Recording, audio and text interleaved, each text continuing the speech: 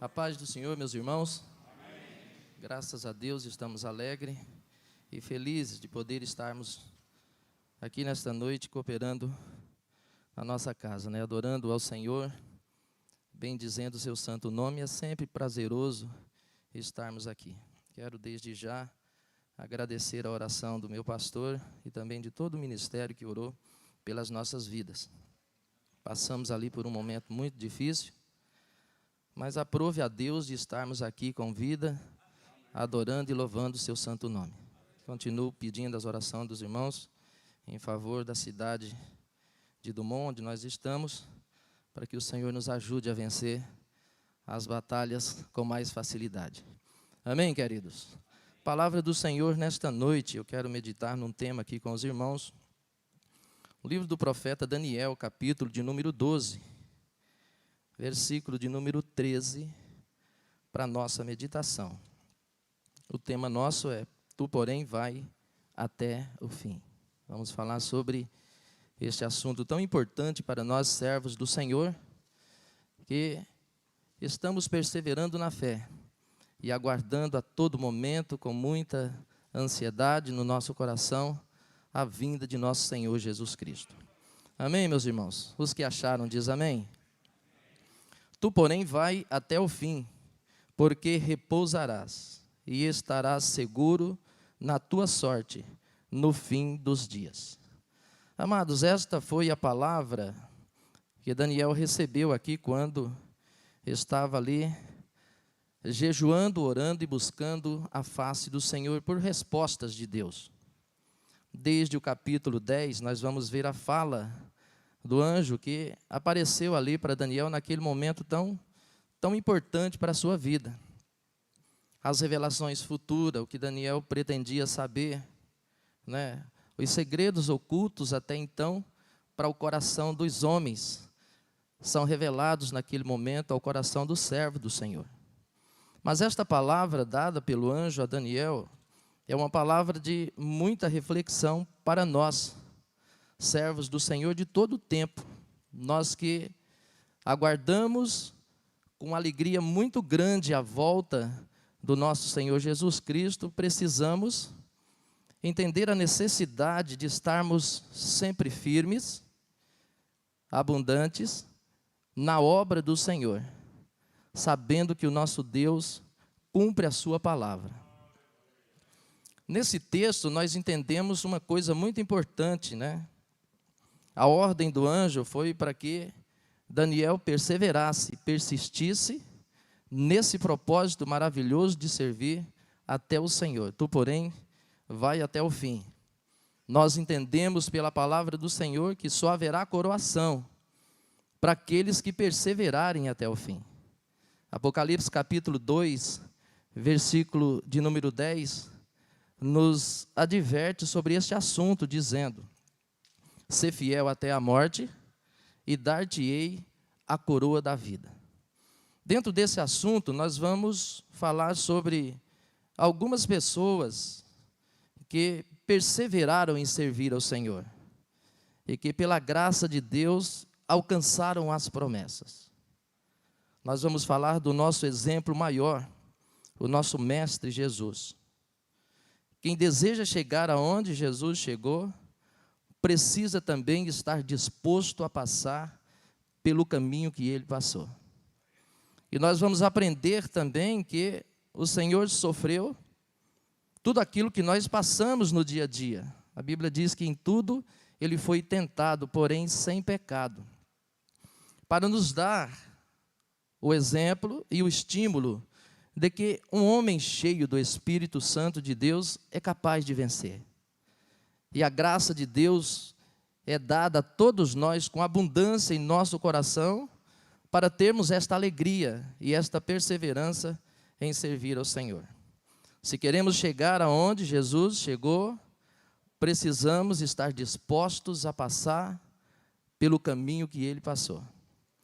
A palavra do Senhor diz no livro de Mateus capítulo 4 e versículo 1 e 2, que Jesus sofreu tentação no deserto 40 dias e 40 noites. Também a palavra do Senhor diz em Lucas 5, versículo 30, que ele sofreu murmurações dos fariseus. Mateus capítulo 26, versículo 21, diz que Jesus sofreu com a traição. Em Mateus 26, versículo 37 e 38, diz a palavra que Jesus sofreu com a solidão e o abandono dos seus discípulos.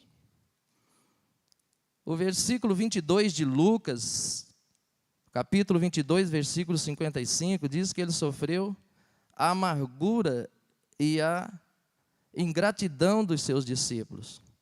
E também Lucas 23 diz que Jesus sofreu na cruz. Todo esse sofrimento o mestre passou. Esse sofrimento, ele simboliza aquilo que nós, servos do Senhor, vivemos no dia a dia. Nós que trabalhamos, nós que nos envolvemos com a obra do Senhor, precisamos entender que o caminho passado, trilhado pelo nosso mestre, é o caminho que todos nós trilhamos. E foi o próprio Jesus quem nos disse, né, dentro da sua palavra, Lucas capítulo 23, versículo 31, se puder colocar ali para mim, por favor. Lucas 23, versículo 31. Vamos ler?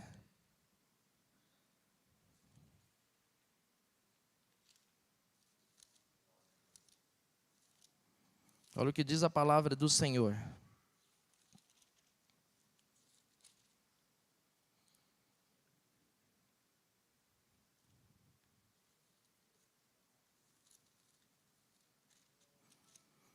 Lucas 23, versículo 31.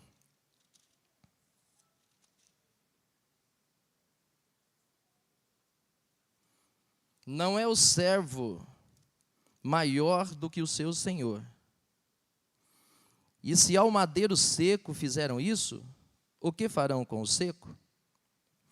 Então, o Senhor Jesus nos conforta com esta palavra, olhando para si, em referência ao que ele representava, passou por todos esses momentos de dificuldade. Eu acredito que todos nós aqui já passamos ou passaremos por isso. A dificuldade de sofrer as tentações, de sofrer murmurações pelo trabalho que nós estamos realizando ao Senhor. Nunca conseguiremos agradar todas as pessoas. Sempre haverá pessoas reclamando e murmurando na obra do Senhor. O Senhor Jesus passou por isso. Passou também pela traição de uma das pessoas mais próximas dele, a quem estava de contínuo com o mestre. Passou também a amargura e a ingratidão dos seus discípulos. Todos eles fizeram juras e declarações de amor ao mestre. O próprio Pedro disse: Senhor, estou pronto até para morrer com o Senhor. Mas no momento de maior dificuldade, quando o Senhor necessitava do apoio, da companhia de apenas um para orar ao seu lado, essa companhia não estava ali. Ele passou por toda aquela agonia sozinho. Mas a palavra do Senhor diz que naquele momento o anjo o consolava, naquele momento de dificuldade. Então, vamos acreditar que passaremos por estas coisas aqui, passaremos por esses problemas, essas adversidades, mas sempre estará a boa presença do Senhor conosco. Sempre haverá consolação para aqueles que sofrem. Sempre haverá da parte de Deus uma consolação especial para aqueles que confiam e esperam no Senhor. E se desejamos chegar aonde o nosso mestre chegou, nós precisamos estar dispostos também a passar pelo caminho que o Senhor passou. Também encontramos pessoas e exemplos deles que sofreram para chegar firmes até o fim. Nós temos aqui também o exemplo de José, servo do Senhor. Todos nós conhecemos a história de José, né? Um exemplo para nós. uma tipologia de Cristo para as nossas vidas, um exemplo na fé, na perseverança, de confiar e acreditar no agir do Senhor. No livro do Gênesis, no capítulo 41, versículo de número 38, nós entendemos que José padece todo aquele sofrimento pelo simples fato de ser amado pelo seu pai. Pelo simples fato de ser amado por Deus, pelas suas visões, pelas suas revelações, por aquilo que ele demonstrava a sua fé, o seu carinho para com o Deus a quem ele servia. E não deixou de passar por sofrimentos e nem por angústia. Olha o que diz a palavra do Senhor. Gênesis capítulo 41, versículo 38. E disse Faraó a seus servos: acharíamos um homem como este, em que haja o Espírito de Deus? Então, pelo que nós entendemos dentro da palavra do Senhor, José tinha a aprovação de Deus e tinha a aprovação dos homens na sua conduta, no seu viver. Mas não deixou de sofrer as intempéries da vida. Gênesis 37:5 diz que ele era odiado pelos seus irmãos. No livro de Gênesis, capítulo 37, versículo 20, eles lançam José dentro de uma cisterna para morrer. No livro de Gênesis, capítulo 37, versículo 28, diz a palavra do Senhor que ele é vendido como escravo. E no livro de Gênesis 39, versículo 10 até 14, fala da calúnia e da prisão sofrida por José. Nós entendemos dentro desta linha de sofrimento que passou José, servindo ao Senhor, que José estava passando pela escola do sofrimento. Sendo provado por Deus. A provação, nós sempre entendemos, tem dois viés as nossas provações. Primeiro, o que o diabo vê nas nossas provações? A oportunidade de nos destruir. Destruir a nossa fé, nossa esperança, nossa convicção no Deus a quem nós servimos. Mas da parte de Deus nas provações, nós vemos o meio pelo qual Deus deseja nos aprovar. O nosso irmão leu aqui, o pastor Júlio, né? Bem-aventurado o varão que sofre a tentação, porque depois de aprovado, receberá a coroa da vida. Então, dentro da escola do sofrimento, o Senhor trabalha na minha vida e na sua vida. Deus tem um propósito em tudo aquilo que nós passamos e vivemos. Deus não tirou José da escola do sofrimento, mas a cada passo que ele dava, a graça de Deus estava em constante sobre a sua vida. E muitas vezes nós não entendemos isso, né? Por que o Senhor permite que passemos por alguns momentos difíceis? Porque o Senhor permite que muitas vezes nós nos deparamos com situações que, ao nosso ver, parece impossível passar. E há muitas pessoas que nesse momento até reclamam com Deus, né? Parece que eu estou sofrendo mais do que as pessoas que não servem o Senhor. Mas sofrer com Deus é uma coisa e sofrer sem Deus é outra coisa. Nós que passamos pela escola do sofrimento, nós passamos debaixo da boa mão do Senhor. E a palavra do Senhor nos assegura que debaixo de todo o sofrimento repousa sobre nós a consolação do Espírito da graça. Então, vamos nos alegrar nesta noite se estamos passando por essa escola, porque Deus tem bênção gloriosa para a nossa vida. E é dentro dessa escola do sofrimento que o Senhor vai nos preparar, vai nos moldar e nos fazer aprender a depender do Senhor em todos os momentos da nossa vida. Eu sempre gosto de dizer, irmãos, que o sofrimento não é para nos apartar do Senhor, mas é para nos fazer conhecer melhor o Deus a quem nós servimos. Agora, Deus trabalha de todas as maneiras e Deus faz da forma como Ele quer. Eu estava hospitalizado na cidade de Sertãozinho, ali no hospital Neto Campelo, e me deparei com um senhor ali de Catanduva, que estava na UTI, ficou 4 dias ali entubado na UTI. E ele volta e vai ficar ali no quarto junto comigo. Eu estava com o Covid. E eu não sabia, aquele homem, comecei a falar do amor de Deus, assim que eu fui melhorando, aquele desejo de falar da palavra do Senhor, e eu não sabia que aquele homem era desviado há 14 anos. E falando do amor de Deus, da graça do Senhor, Orei por aquele homem e o reconciliei com Cristo ali naquele quarto. E hoje ele está lá na cidade de Catanduva, louvando, adorando e servindo ao Senhor. Então, por trás de todo sofrimento, Deus tem um propósito na nossa vida. E nós precisamos entender que nós servimos a um Deus que cuida de nós. Dentro desse sofrimento, Deus também sempre dá uma porta de escape para aqueles que confiam e que esperam nele. O Senhor pode não nos livrar do sofrimento, pode não nos livrar da tempestade, pode não nos livrar do fogo ardente, mas sempre Ele aparecerá no cenário, sempre Ele estará conosco, sempre garantirá vitória para aqueles que confiam e esperam no Senhor. E se nós olharmos aqui para esta palavra, nós vamos ver que a luta de José ia melhorando, não é? Uma situação era sempre melhor do que a outra. Estar na cisterna era melhor do que estar na mão dos irmãos que iam matar. Não é verdade? Estar na feira de escravo era melhor do que a cisterna sem vida. Estar na casa de Potifar era melhor do que a rua, do que estar ali no mercado de escravos. Não é? Mas a casa de Potifar tinha a mulher adúltera, a prisão era melhor. Então, cada etapa deste sofrimento, ele subia um degrau, e a partir desse degrau, ele aprendia a confiar e a depender do Senhor.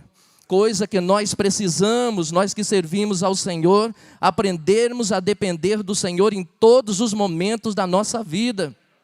E entender que este sofrimento que nós vivemos nos faz aproximarmos mais do nosso Deus, e repousará sobre nós a consolação do Espírito Santo de Deus. A graça do Senhor será suficiente para nós vencermos, para estarmos de cabeça erguida, adorando, louvando e engrandecendo o nome do Senhor. Deus pode não nos livrar da escola do sofrimento, mas não faltará a graça do Senhor sobre a nossa vida para nós vencermos nos momentos de dificuldade. Muito bem. E a luta de José termina quando ele sai da prisão e ele vai sentar-se do lado do trono de Faraó. Amém, meus irmãos? Então eu tenho uma palavra de Deus para você. Confia no Senhor. Acredite no Senhor. Sofrimento tem começo, tem meio e tem fim. Tribulação tem começo, tem meio e tem fim. Tempestade tem começo, tem meio e tem fim. Mas as misericórdias do Senhor são infinitas para com a nossa vida. Aleluia. Outro exemplo que nós temos aqui, de um homem de Deus que também sofreu, padeceu muito, mas foi até o fim. O apóstolo Paulo, né? No capítulo 11 de 1 Coríntios, no versículo 24, e até o versículo 25, Paulo dá uma declaração ali do que foi o sofrimento vivido, né? Toda vez que nós lemos esse trecho das Escrituras Sagradas, parece que a gente fica um pouco de vergonha, né? A gente reclama tanto do sofrimento, mas quando vê Paulo falar sobre o que ele passou, sobre o sofrimento vivido, sobre a escola do sofrimento, né? Embora Paulo já tenha recebido esta incumbência, né? Quando foi chamado por Cristo para o seu ministério, né? O Senhor disse para Ananias, falou, Paulo vai saber o quanto é duro sofrer por causa de mim. Então Paulo já sabia de antemão que o seu ministério seria assim. Mas ele nos dá ali nesses versículos, ó, Paulo passa por açoites, Paulo passa por apedrejamento, Paulo passa por perigo de salteadores, calúnia e até a convivência de falsos irmãos. Paulo passou por um sofrimento tão grande que quando nós lemos esse trecho das Escrituras Sagradas, nós nos alegramos, nós ficamos mais animados, porque a gente olha para esta lista de sofrimento e a gente fala, meu Deus, eu acho que eu estou reclamando demais, né, Vicente? Estou reclamando demais, né? É melhor confiar no Senhor e deixar Deus trabalhar na nossa vida e aprendermos a ser mais agradecidos com o Senhor do que estar reclamando pelos problemas que certamente acontecem na nossa vida. Debaixo desse céu nós estamos sujeitos a todo esse tipo de adversidade. Jesus disse, no mundo tereis aflições, mas sejam como? Sejam animados, porque eu venci o mundo. Então nós precisamos em cada luta, em cada dificuldade, nos lembrarmos de que o Senhor já nos avisou de antemão. Nós passaremos por tudo isso. E encontramos aqui Paulo passando por tudo isso, açoites, apedrejamento, salteadores, perigo de morte, e ele faz umas declarações tão abertas, né, irmãos, tão profunda para nós, dos 3 dias e 3 noites que passou no abismo, dos açoites que ele tomou, né, que se sujeitou. Algumas vezes ele conta assim no seu testemunho que teve a sua vida até por perdida, sem esperança mais de sobreviver. Mas como ele termina a sua carreira, vamos ver. 2 Timóteo capítulo 4, versículo de número 7 e versículo de número 8. Paulo termina a sua carreira se declarando campeão. Olha que coisa linda, ó. Combati o bom combate, acabei a carreira, mas guardei a fé. Aleluia.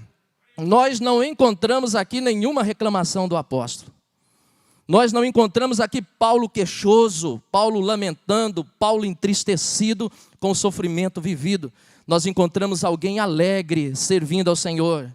Nós encontramos alguém exortando as igrejas, estimulando as igrejas a servir ao Senhor, a se regozijar no Senhor, a se alegrar no Senhor, a confiar no Senhor, a acreditar no Senhor. E ele declara-se ali das suas últimas palavras dizendo: eu combati o bom combate, eu acabei a carreira e guardei a fé, e agora a coroa da justiça já me aguarda. Não somente para mim, mas para todos aqueles que amam a vinda de nosso Senhor Jesus Cristo. Então vamos aprender com o nosso apóstolo amado aqui, a confiar no Senhor, a nos alegrarmos no Senhor. E a palavra do Senhor também nos diz, né, irmãos, que em relação a nós, foi nos dado o privilégio de não somente crer em Jesus Cristo, mas também padecer por Ele. Então nós já sabemos que tudo isso faz parte do nosso dia a dia. Mas nem por isso nós podemos andar de cabisbaixo, sem esperança, como aqueles que não têm esperança, não é verdade? Na carta aos Tessalonicenses 4,13, Paulo fala sobre esse grupo de pessoas que não têm esperança.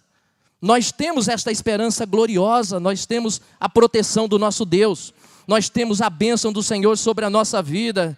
E sabe, aquela promessa gloriosa do Senhor Jesus para mim e para você, para nos alegrar todo dia: eis que eu estarei convosco todos os dias, até a consumação do século.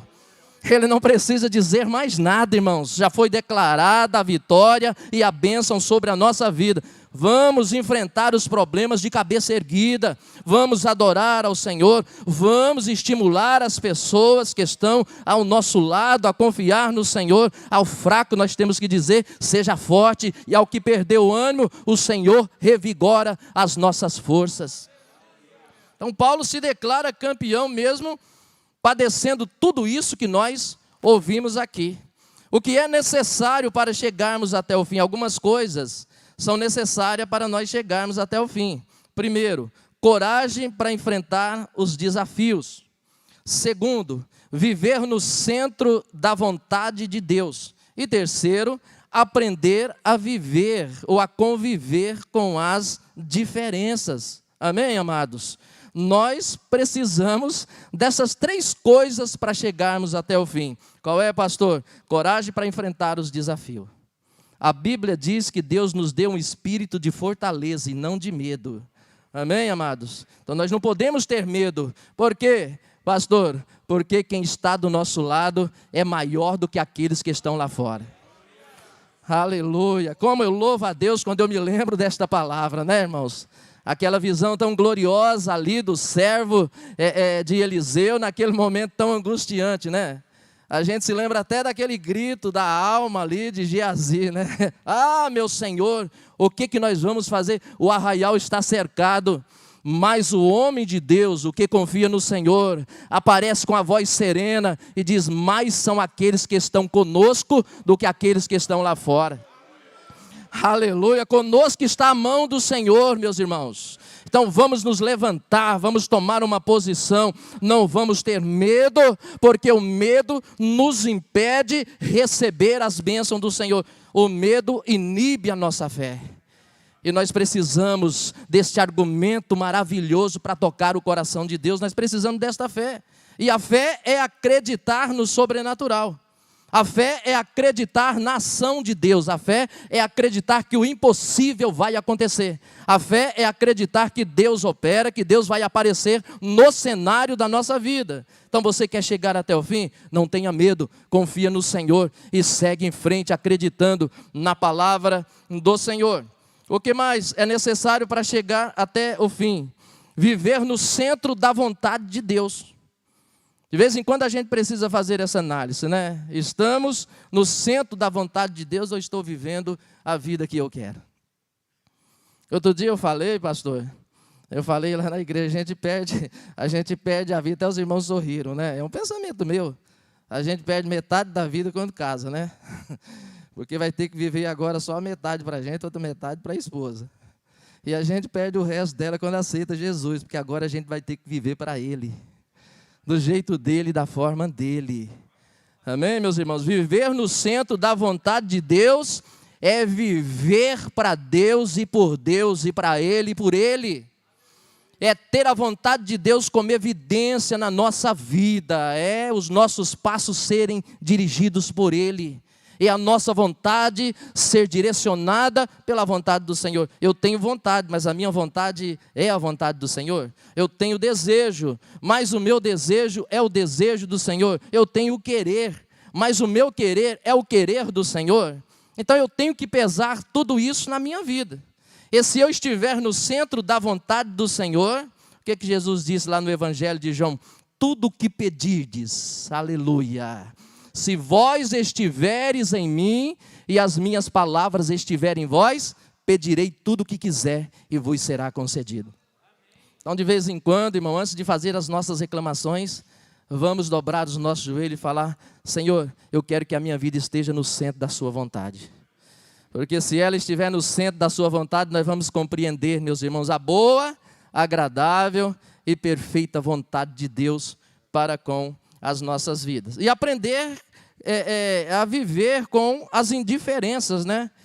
Filipenses capítulo 4 e versículo de número 12, olha que coisa linda o apóstolo Paulo nos escreveu. Nós precisamos, como servos do Senhor, aprender a viver com as indiferenças. Pode colocar ali? Eu sei estar abatido e sei também ter abundância. Tem muita gente que só sabe estar alegre, né? Se ele estiver alegre, pastor, ninguém segura ele. Ele quer pregar, ele quer cantar, ele quer testemunhar. Mas o dia que ele estiver abatido, nós não podemos servir a Deus por circunstâncias. Amém, meus irmãos? Muito bem. Paulo disse assim, ó, eu sei estar abatido e sei também ter abundância. Tem outro tipo de pessoa que também não sabe servir a Deus com abundância. Ele tropeça na bênção do Senhor. Tem pessoa que não sabe ser abençoado pelo Senhor e ele vai dar problema mesmo. Ele vai se esquecer. O salmista quem diz, né? Senhor, não me deixe eu ser rico demais, porque senão eu me esqueceria da tua lei. E não me deixe eu ser pobre também, porque senão eu furtaria. Me sustém com o pão diário. Então nós precisamos crescer na bênção do Senhor. Aprender a ter com escassez, a estar abatido, mas também ter com abundância. Paulo diz, de toda maneira e de todas as coisas estou instruído, tanto a ter fartura como a ter fome, tanto a ter abundância como a padecer necessidade. Não são essas coisas que nos definem diante do Senhor. Alguém pode estar muito bem materialmente, irmão, mas está mal com Deus. E alguém pode estar mal materialmente, mas está bem com Deus. Jesus diz que a vida de um homem não se consiste pelos bens materiais que ele possui. Aleluia, nós precisamos louvar ao Senhor, independente da situação, do momento, da circunstância, seja ele agradável ou não seja ele agradável, e aprender a confiar na provisão do Senhor, aprendermos a ser dependentes do nosso Deus e a saber que o nosso Deus não desampara aqueles que confiam no Senhor. O profeta Naum diz que Deus tem o seu caminho na tormenta. E Ele conhece os que confiam no seu nome. Então confia no nome do Senhor, porque a nossa vitória vem dEle. Não vem da força do nosso braço, não é da força do cavalo, ainda que o cavalo se prepare para a guerra. Aleluia, mas a vitória vem do Senhor. Amém, meus irmãos? Então vamos confiar no Senhor, porque o nosso Deus é poderoso para fazer muito mais do que nós pensamos e pedimos. Muito bem. O que mais é necessário para chegar até o fim? Poder, santidade e perdão. Essas três coisas também são importantíssimas para nós. Nós precisamos viver o sobrenatural de Deus. O que nos distingue das outras pessoas, irmãos, é isso, é a espiritualidade. Sem essa espiritualidade, nós seremos igual às outras pessoas. Então, essas pessoas precisam ver o sobrenatural na nossa vida. Precisam ver em nós a presença do Senhor, né? Nós precisamos disso. O que mais é necessário? Santidade. A santidade, ela nos ajuda na salvação. Hebreus capítulo de número 12, versículo de número 14, tem uma advertência para nós. Segue a paz com todos e a santificação, sem a qual ninguém verá o Senhor. Então, o que nós precisamos para chegar até o fim? Nós precisamos desses três atributos: poder, santidade e o perdão. Porque o perdão é tão maravilhoso na nossa vida que Jesus condicionou, dizendo: vocês só vão ser perdoados se também perdoar. Amém, meus irmãos? Então vamos conservar isso na nossa vida. Outra coisa também importantíssima para chegarmos até o fim: aceitar a ação direta ou indireta de Deus na nossa vida.